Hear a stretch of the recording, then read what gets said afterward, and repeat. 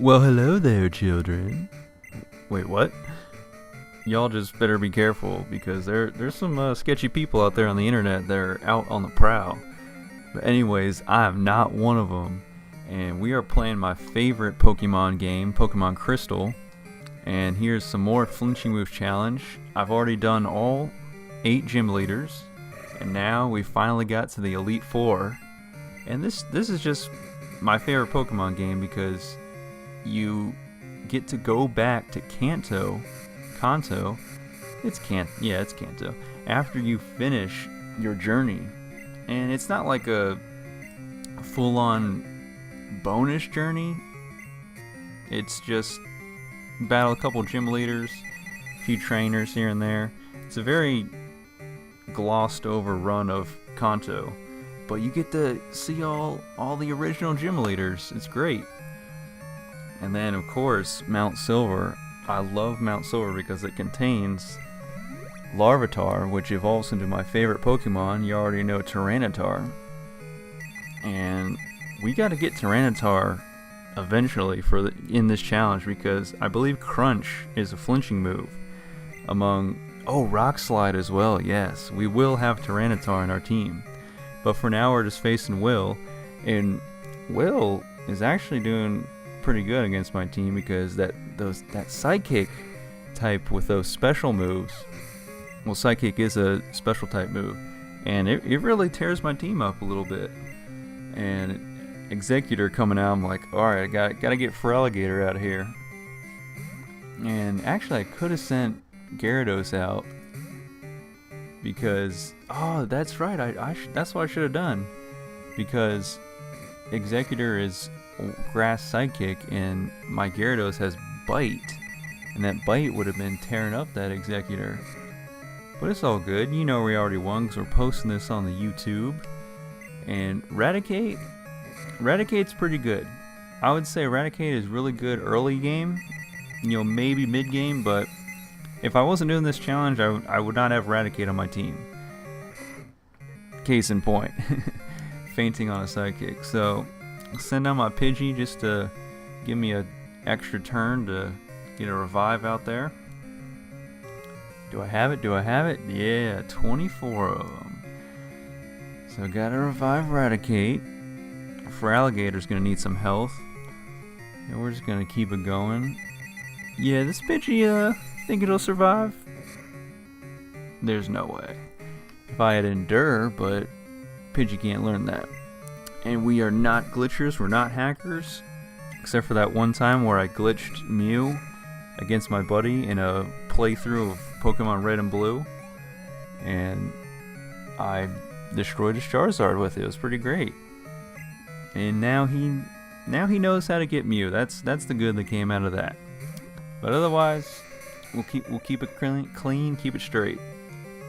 So now Jinx is coming out, and this was a little bit of a big risk.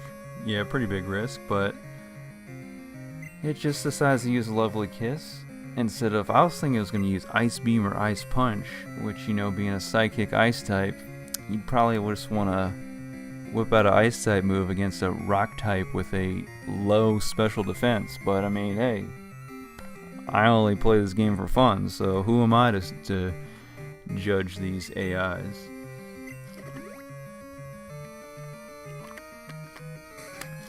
Okay, well now, come on, double slap, really? Yeah, that's, this game would be, I mean, I get it's for kids, but there should be like a easy setting and then a hard setting. And the hard setting, it should be for, people like me who are now adults and, still come back to these games every once in a while, but, just turn up the difficulty just enough where it's like, wow, this is actually a challenge, and I don't have to just play through the exact same like when I was a kid. Like, I could have just, like, I don't know, like when I was a kid, I was running Typhlosion, Pidgeot, Ampharos, Quagsire, eventually Tyranitar, and yeah, I usually kept around 4 to 5 and just blow through the whole region of Johto, move on to the Elite Four, going to Kanto is super easy. But I mean, if you could have this like harder setting, harder difficulty, where the AIs like use their like good moves, and they just like are just being a thorn in your side, it get you to, you know, learn the ins and outs of the game a little more, so you could just have a challenge, you know? I mean, I don't know. Maybe the newer game's more challenging. I've only played Red, Blue, Yellow. Only played. Yeah, it's Red, Blue, Yellow, Gold, Silver, Crystal. I've played all 6. I played Ruby, Sapphire, Emerald, so there's 9. I played White version, you know, the first one, so that's 10. And I bought Platinum for my 2DS. Won't save. I would have finished that playthrough by now, and it would have been great. I mean, I imagine it would have been great, because I think that's the first time that a grass starter, has had like a pretty good dual typing. I think it was Tortega is grass and ground, I believe, whereas, you know, Venusaur, grass poison, Meganium, just grass. More But yeah, grass and ground is pretty interesting, because I know ice type would be ×4 super effective, and flying type would only be ×2, but the ground type moves wouldn't be able to hit it, obviously. And you'd have a leg up on fire types, because you'd have ground type moves, so just Earthquake, Mud Shot, Mud Slap, whatever, Dig on a fire type against the fire starter. And something that was cool to me is I think it's Empoleon, the water starter, is Water Steel. So fire type will only, instead of doing half damage, it'll do regular damage.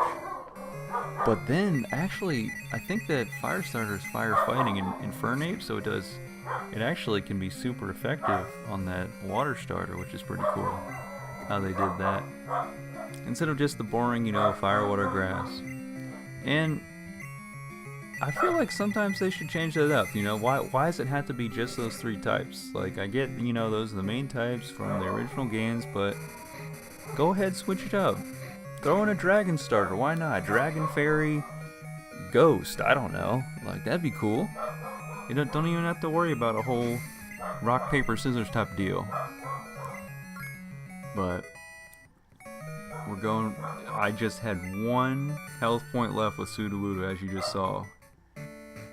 The luck in the clutch. Thank you all for watching. We'll see you next week with Koga.